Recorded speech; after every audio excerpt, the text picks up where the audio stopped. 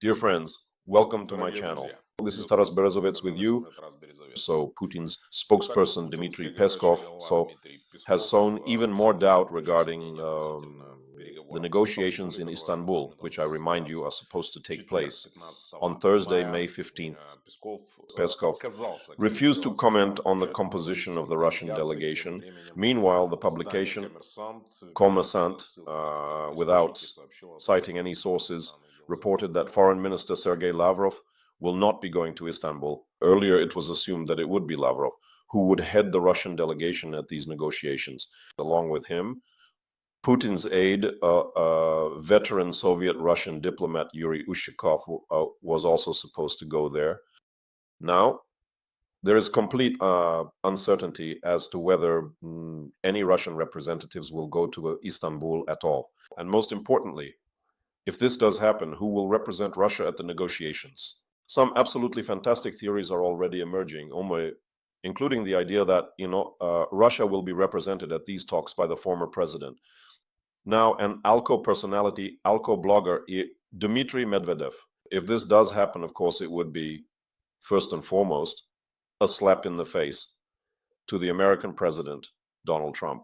But whether it will come to that or not, we will apparently find out on May 15th, just as we will find out whether Putin will send anyone at all to these negotiations. At the moment, there is information that Putin is planning to address the Russian people today with a speech in which apparently he intends to shed light on his immediate plans, particularly regarding the negotiations powers in Turkey. Meanwhile, the American leader Donald Trump continues his already highly successful tour of the Persian Gulf countries. In particular, during his visit to Saudi Arabia, he secured agreements for investments from the kingdom into the American economy, totaling $600 billion US. And Qatar gifted the US president an aircraft, a Boeing 747-8. This is the most expensive gift ever received by an American president in the past 24 years. However, Trump immediately stated that the gift was not for him personally, but for the US Department of Defense. It is they who will take this Air Force One aircraft onto their balance sheet, which he intends to use as the presidential plane. This plane is already being called one of the most luxurious in the world. The way it was outfitted by the Qataris is clearly meant to please the ambitions of the American leader, who is known for his love of luxury and gold. Gold must be present in everything. I haven't seen the interiors of this presidential plane yet, but most likely I think the Qatari sheikhs catered to the president's tastes here and surely gifted him something in gold inside. Well, let's get back to Peskov. Once again, Peskov refused to name the members of the Russian delegation for the negotiations with Ukraine, which are scheduled for May 15th in Turkey. Nothing has changed. We will do this when we receive the appropriate instructions from the president. There are no such instructions yet. Nevertheless, Peskov stated that the talks in Turkey remain relevant, and Russian representatives will be waiting there for the Ukrainian delegation as early as Thursday. Earlier, President Zelensky said that he intends to discuss, several topics with Putin. The two key topics of these negotiations are a ceasefire and the exchange of all prisoners, everyone for everyone. Zelensky stated that if he meets with Putin, we must achieve a political victory, a ceasefire, a prisoner exchange based on the everyone for everyone principle, or something similar, he said in an interview with Liberation. Zelensky believes that it will be impossible to reach an agreement on all other points, and I think he is right.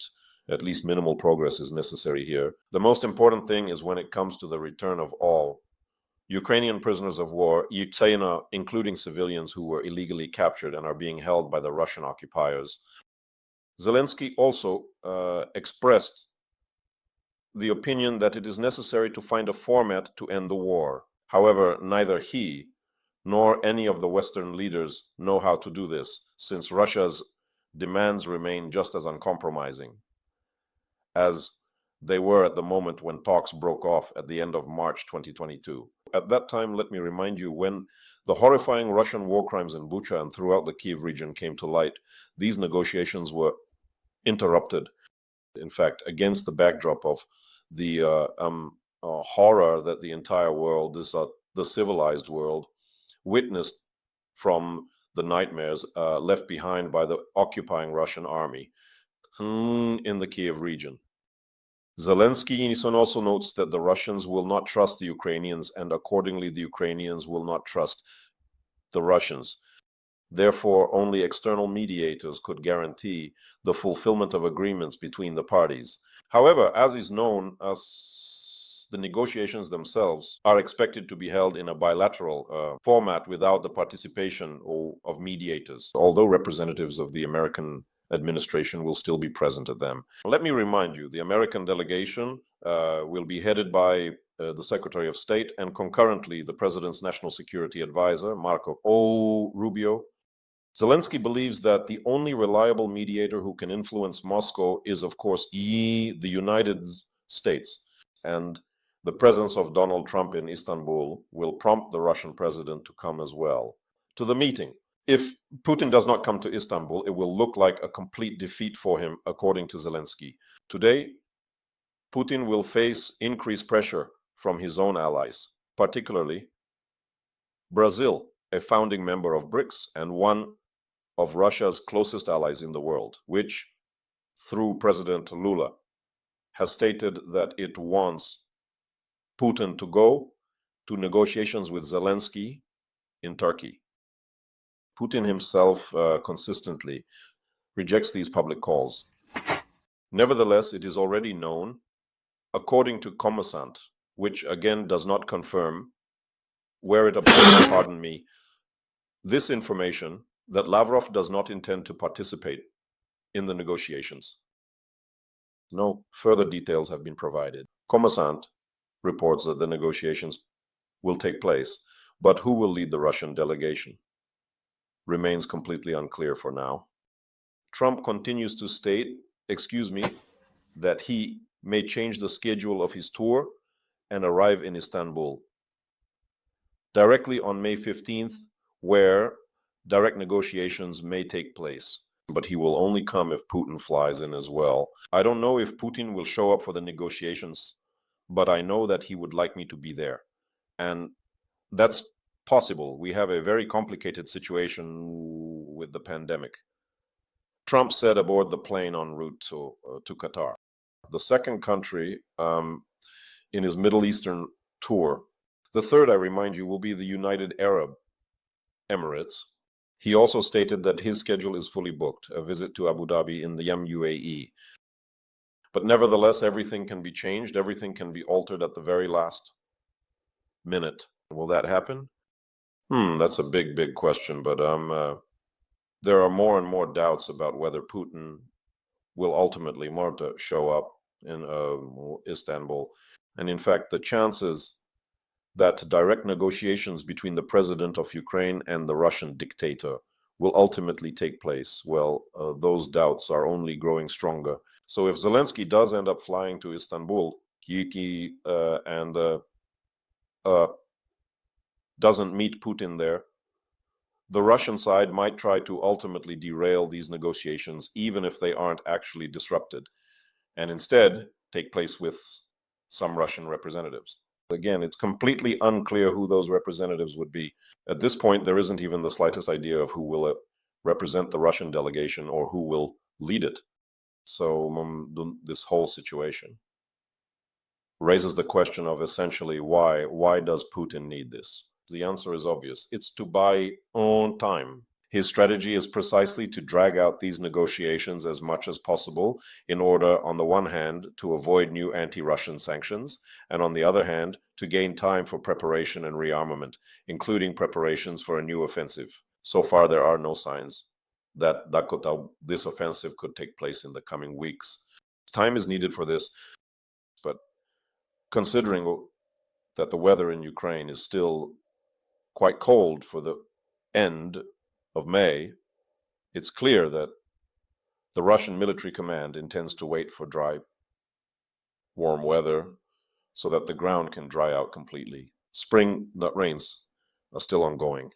The ground needs to dry out completely, and naturally this will not happen before the end of June or the beginning of July. Meanwhile, the United States and the European Union have agreed on a new package, already agreed, not introduced, peaceactive.com. Fuck you. Below space, logical platform and software developer pack, anti-Alzheimer's.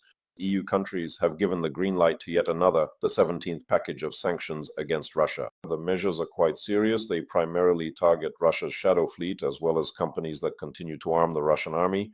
In particular, the sanctions package includes another 98 tankers from Russia's so-called shadow fleet. Thus, the sanctions blacklist has already reached a total of 2,050 vessels. Sanctions are being imposed against a number of individuals and legal entities connected to the supply of weapons to Russia. In particular, 35 companies from Kazakhstan, Serbia, Turkey, and Uzbekistan have been added to the sanctions list. Hungary tried to have a subsidiary of Lukoil removed from this list. This company, called Letasco, was helping to purchase additional tankers for Russia's shadow fleet. It is also reported that additional sanctions have been imposed on Russia for the use of chemical weapons. For the first time, the European Union has officially accused and proven the use of chemical weapons in Ukraine. We are talking about at least several dozen cases that have been documented involving both military personnel, hosts, and civilians. In addition, the new sanctions list includes a citizen of Moldova who runs a British company called Stark, which enables the evasion of sanctions and is involved in cyber attacks against European countries. Also included is a company officially engaged in seafood, Merman Seafood, which in reality was involved in espionage at Norwegian military facilities. These are the kinds of interesting companies supposedly engaged in seafood harvesting, but actually spying on NATO military sites. However, the name shouldn't mislead anyone. The Financial Times reports that starting from June 6th, the European Union plans to revoke trade preferences for Ukrainian goods, reintroducing tariffs on Ukrainian products, and we're talking about a rather substantial amount. According to Ukrainian estimates, returning to pre-war trade conditions with the European Union will reduce Ukraine's revenues by 3.5 billion euros per year. The transitional measures, Yuan, will most strongly affect products such as honey, opani, meat, poultry, New York sugar, and artificial corn. This was done at the insistence of Poland. The preferential regime is set to expire in just 3 weeks. It had been in effect for 3 years, since the start of the full-scale Russian invasion. But as we know, all good things must come to an end sooner or later. Just as this good thing, staying in the EU, came to an end for 3 Ukrainian citizens who were spying on behalf of Russian intelligence. Moreover, they operated in several countries at once. We're talking about Germany, Romania, and Switzerland. 3 Ukrainians known only by their first names, Vladislav, Daniil, and Yevhen, were detained in Cologne, Constanza, and the canton of Thurgau in Switzerland, respectively. All of them were involved in sending parcels filled with explosives to Ukraine, which were ultimately intended to detonate. The case is being investigated by the German Federal Criminal Police Office and the German Federal Prosecutor's Office. It is reported that all 3 Ukrainians were recruited by Russian intelligence services and naturally by the Russian Military Intelligence Agency, GRU, which had previously carried out a series of terrorist attacks that led to fires and blazes in several European countries. In particular, this refers to the Leipzig airport incident in July 2024, as well as bomb packages that were discovered at the warehouses of the DIY company in Birmingham, UK in 2024, and were also found in Poland near Warsaw a year ago. In May 2024, there was also a fire which was instigated by Russian intelligence services at a shopping center in the Polish capital, as a result of which a number of Russian agents were also arrested. Then the story continues, it goes on. Of course, the hysteria needs to be fueled. Naturally, the spy mania.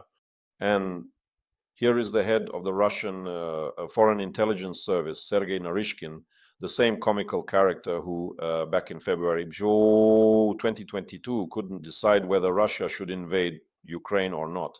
He was mumbling something pitifully there, which is why Putin ultimately cut him off and took away his right to speak. And so this character, who always seems to be trying to justify himself, as if he's constantly apologizing to someone, usually to Putin, obviously, has come out with yet another batch of absurd accusations, claiming that the West is planning to kill Putin and dismember Russia. Well, naturally, of course, the only ones who can protect against this and prevent such a scenario are the Foreign Intelligence Service, under the leadership of Sergei Narishkin, obviously, since the reason for this is that Russia's opponents are irritated by the vastness of our homeland, its greatness, its human and natural resources, and are hatching plans to change the state power and leadership. Well, as they say, Arobi, probably only the Russian dictator could believe such nonsense. Meanwhile, there's yet another scandal related to the glorification of so-called special military operation heroes, another mural and another embarrassment, because instead of depicting a Russian folk hero, they ended up portraying a hero from the Ukrainian Azov Brigade. This happened in Dzerzhinsky near Moscow. Local residents noticed this information. The mural was created in accordance with the regulations of the local city hall. It was done by an artist who painted it for 1.6 million rubles. However, it soon turned out that in reality this was not a Russian epic hero at all, but actually a soldier from the 6th Battalion of the Azov Brigade, who appears in their recruitment campaign, and as reported, wears patches including NATO insignia, though he doesn't know what NATO insignia are. There is a national army. I have no idea what NATO insignia are, well, unless it's some kind of amateur patch. In the photo available in the stock images, there are no big NATO insignia at all. Indeed, he is armed with an American AR-15 rifle, commonly known as ARCA. All in all, a scandal broke out. At first, they painted a Russian flag as a patch for him. Then they drew the letter Z, and then they tried to erase that very rifle, but the locals were outraged and indignant. In the end, they had to erase this mural, which cost $20,000. Oh, how well it all started in such grand plans. As they say, I still had a lot of interesting ideas. They were planning to paint 3 more murals like that. But now they don't know what to do in the end. And the funniest thing is that, stories like this have already become the norm in Russia. They have no heroes of their own. There are many Ukrainian heroes, and they try to pass them off as their own local heroes of the special military operation. Back in 2015, there was an even more ridiculous story when they used a historical photo of the ideal Wehrmacht soldier, Werner Goldberg, as the perfect veteran of the Great Patriotic War. You can Google it. This happened back in 2015 already. So as they say, this isn't the first time such stories have happened. And finally, until recently, Russia's loyal ally in the Caucasus, Armenia, not only no longer likes Russia, but is now openly starting to buy weapons from other countries, whereas before, of course, it used to get everything exclusively from Rosoboronprom. Armenia has purchased weapons worth $1.5 billion from India. India is steadily squeezing Russia out of the arms market, and Armenia has also purchased $200 million worth of weapons from France. France is the largest and most consistent ally of Armenia among the countries of the European Union. As stated in the report by the Russian International Affairs Council, Russian-Armenian cooperation at the present stage. The Armenian leadership is openly cheating on Moscow with New Delhi and Paris. Since 2022, it has signed contracts with India for 1.5 billion and with Paris for 250 million. It is purchasing Pinaka multiple rocket launcher systems from India, as well as 155 millimeter Vectors artillery units, which are also of NATO caliber. Counter-drone systems such as ZUC, as well as AK-1S, Gestapo Bio, Akash-1S, and Konkur's anti-tank missile systems, which are produced under a Russian license. Well, and France in turn supplies radars like the Groundmaster portable Mistral anti-aircraft missile systems, and Caesar self-propelled artillery units, which have proven their effectiveness during the battles of the Ukrainian armed forces against the Russian occupiers. Well, as they say, after this, how can you trust people? But Russia has fewer and fewer allies, especially in the post-Soviet space. Friends, we will continue to follow the events, especially those related to the negotiations in Istanbul. Take care of yourselves and subscribe to the channel. Glory to Ukraine, glory to the armed forces, glory to the Ukrainian special forces, glory to the Ukrainian Territorial Defense Forces. As always, Major Taras Berezovets of the Ukrainian Army was with you. Until we meet again. Bye-bye.